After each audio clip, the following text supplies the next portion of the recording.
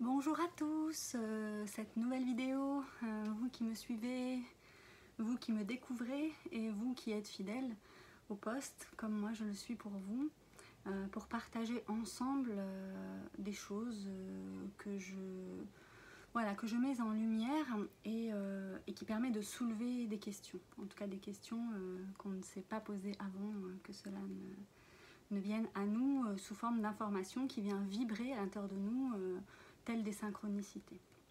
Donc je m'appelle Christelle Châtelet-Meunier, je suis enseignante de Reiki Usui évolutif de la lignée Takata et mon parcours, mon chemin quotidien a été d'aller découvrir mes potentiels, c'est-à-dire ce qui dormait au fond de moi et que je ne connaissais pas et qui était remplacé par des fausses croyances.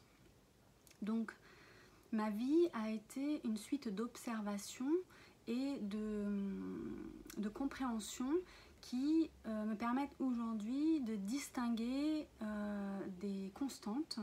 Et ces constantes-là, ce sont des choses sur lesquelles on peut s'appuyer, puisque ça fait partie d'une expérience, et une expérience, quand elle est vécue, elle ne peut pas être remise en question ni en doute, puisqu'elle a été vécue.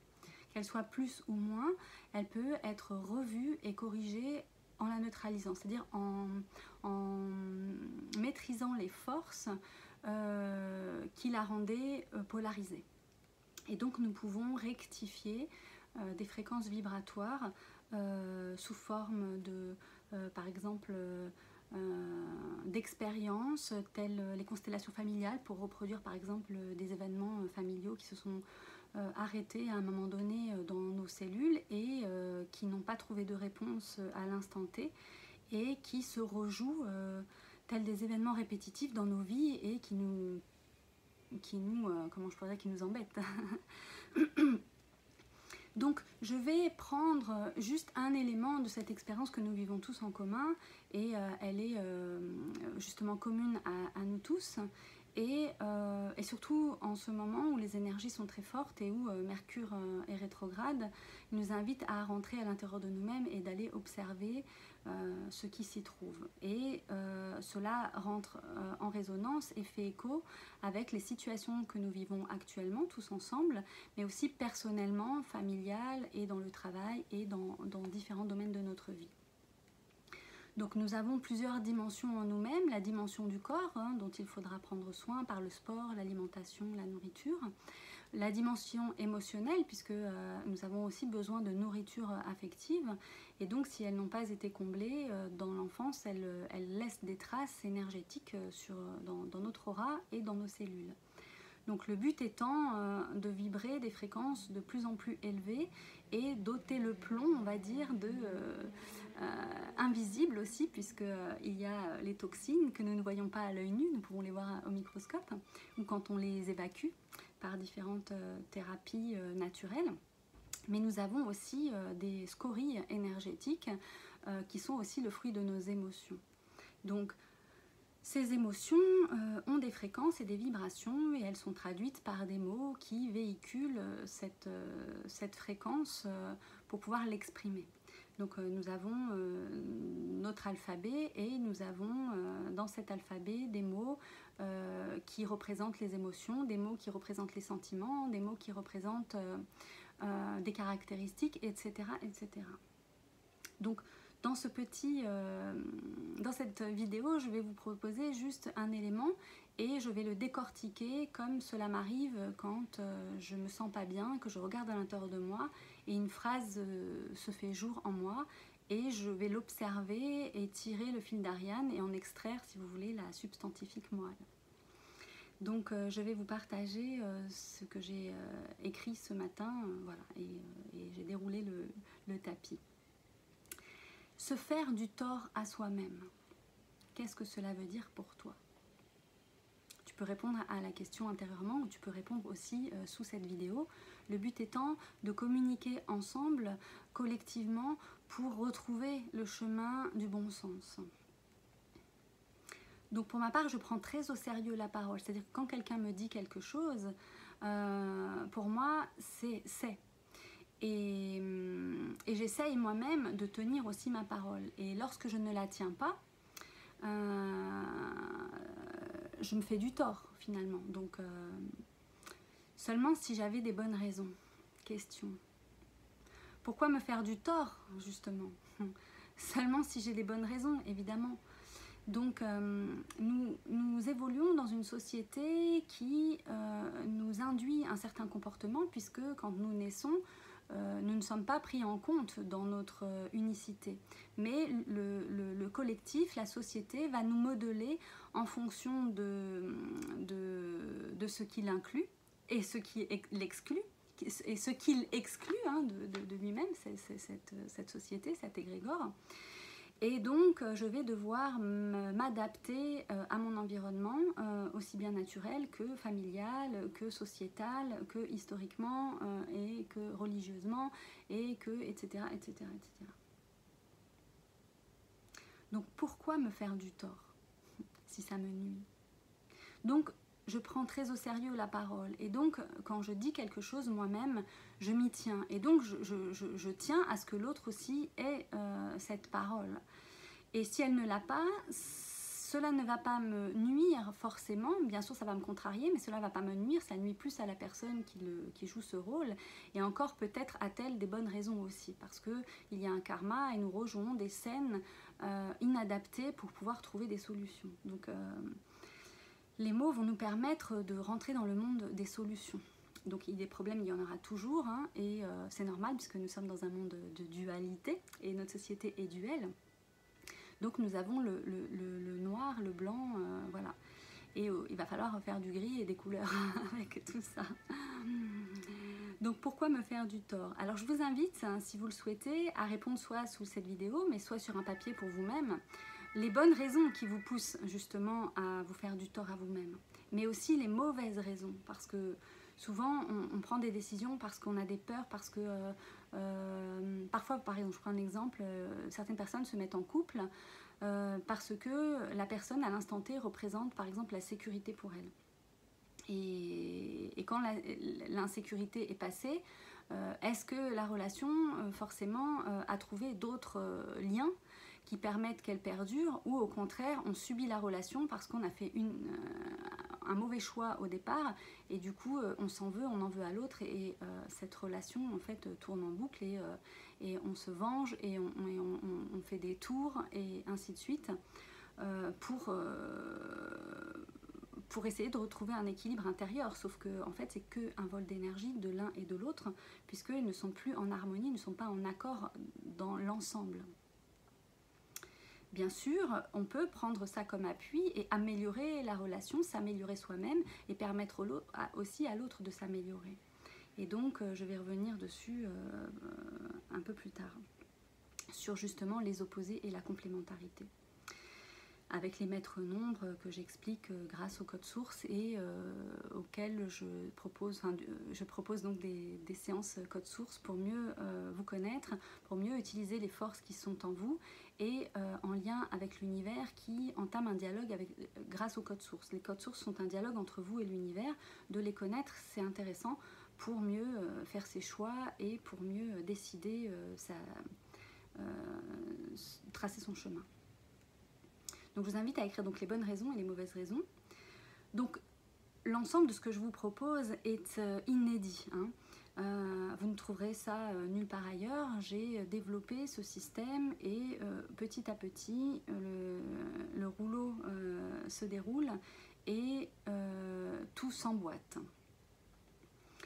Je vais vous donner juste une clé. Donc les mots vibrent une fréquence. Les agencements visent une certaine compréhension. L'agencement des mots vise une certaine compréhension. On peut diriger, en fonction de nos mots, une personne.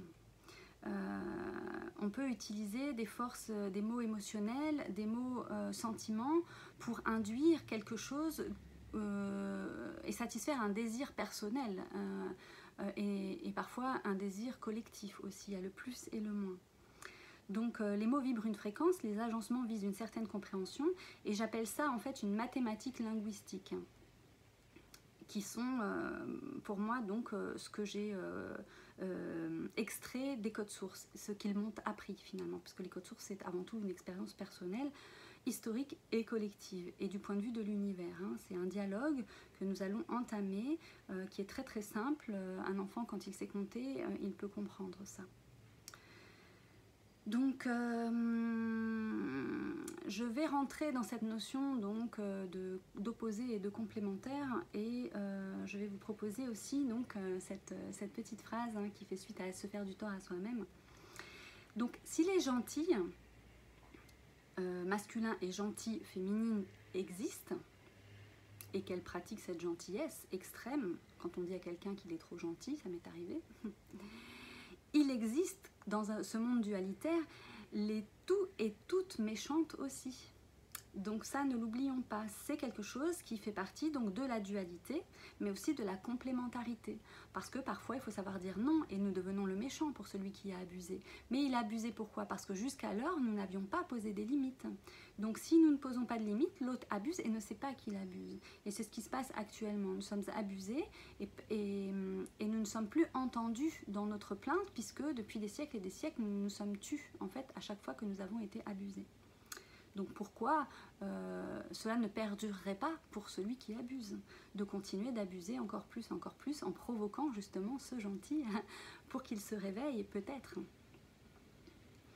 Donc dualité, donc c'est deux, ça correspond pour moi au jugement, à la condamnation et donc à la damnation. Damnation, c'est une âme perdue infiniment, voilà. Mais comme tout est cyclique, rien n'a rien n'est fixe et rien n'est complètement immobile, si ce n'est juste la conscience. Nous avons son opposé, la dualité, donc son opposé qui serait la complémentarité. Et là c'est intéressant puisque nous rentrons dans le monde des solutions. Donc dualité c'est le monde des problèmes et complémentarité c'est le monde des solutions. Donc complémentarité, il y en a deux aussi, c'est plus moins. Et face au jugement, nous retrouvons équitabilité, équitable, les choses équitables. Ensuite, pour la condamnation, nous avons le non-jugement pour la complémentarité, puisque c'est une vision qui englobe tout, qui est globale. Et donc, je voulais vous parler de la dualité de la complémentarité parce que dans notre esprit, nous avons été formés à penser que 2 plus 2, ça fait 4. Donc oui, 2 plus 2, ça fait 4, mais on ne nous a jamais dit ce qu'était ce 1, ce 2, ce 3, ce 4. Nous savons. C'est un chiffre, ok, mais alors, qu'est-ce qu'il englobe? Parce que un chiffre, la création du monde, c'est 1, en revenir au 1, ça veut dire qu'il y a tout dedans déjà. Et qu'il y a tout le potentiel, c'est-à-dire le 2, le 3, le 4 et ainsi de suite. Donc, si vous voulez, les chiffres et les nombres sont des éléments importants de notre langage et nous pouvons observer dans cette dualité, cette complémentarité, que 2 et 2, ça fait aussi le maître nombre 22. Donc, il y a un regard que nous portons sur les choses et quand on a accès à une certaine profondeur, notre regard change et il s'enrichit également. Et c'est ce que je vous propose donc dans cette vidéo, c'est une nouvelle manière de réfléchir le monde. Voilà.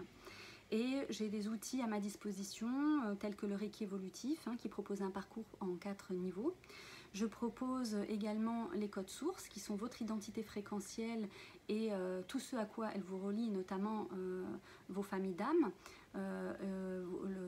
vos lignées, les âmes sœurs, les flammes jumelles, les flammes jumelles sombres, mais aussi nos liens avec l'histoire, l'historique, les étoiles également.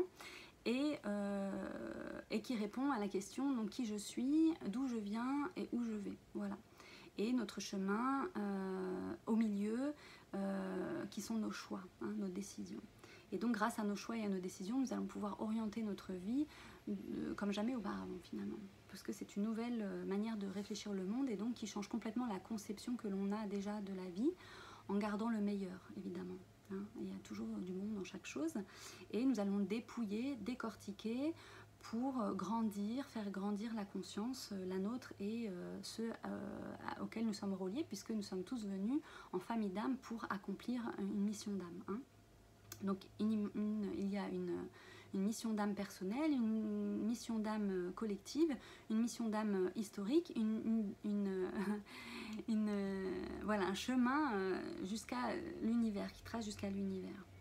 Donc le maître nombre 22, c'est la dualité accompagnée de la complémentarité qui donne une force 4, 4 étant le cœur.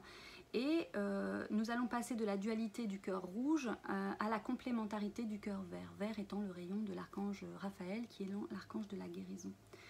Donc voilà ce que je vous propose. Donc, tout ce que je vous propose évidemment est inédit, vous ne le retrouverez nulle part ailleurs.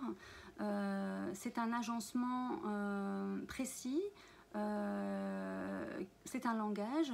Et vous pouvez dès à présent utiliser ces outils pour vous-même et pour votre entourage s'ils le souhaitent. On doit toujours demander la permission des gens sur lesquels nous travaillons.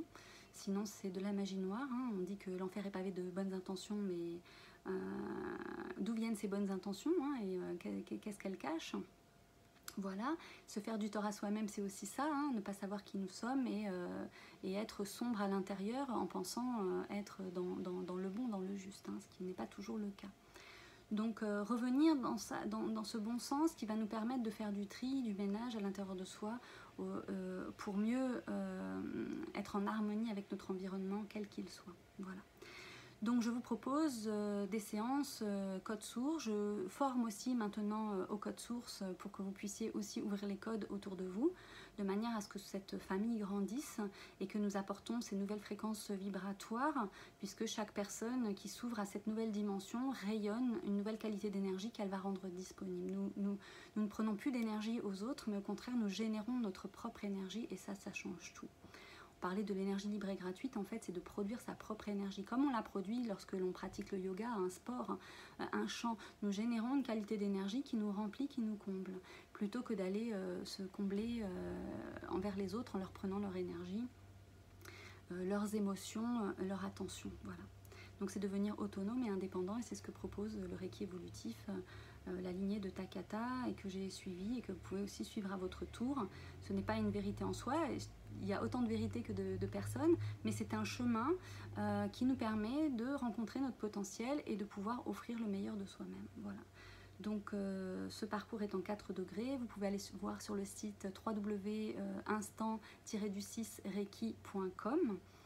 Vous pouvez me joindre à instant.reiki@gmail.com, et pour les codes sources vous pouvez aller voir versesdowibli.com. Voilà, je vous remercie pour votre écoute, je vous souhaite le meilleur à tous.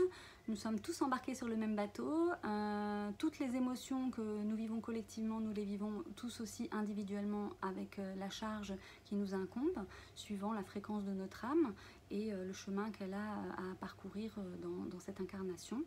Et si vous voulez en savoir plus, voilà, je reste à votre disposition. Vous pouvez mettre vos commentaires sous la vidéo, partager avec moi vos idées et peut-être nous rencontrer à un moment pour nous réunir et pour vibrer justement des codes communs. Je vous souhaite à tous le meilleur. Encore une fois, je vous embrasse et je vous dis à très bientôt pour une prochaine vidéo. Merci de votre écoute. À bientôt.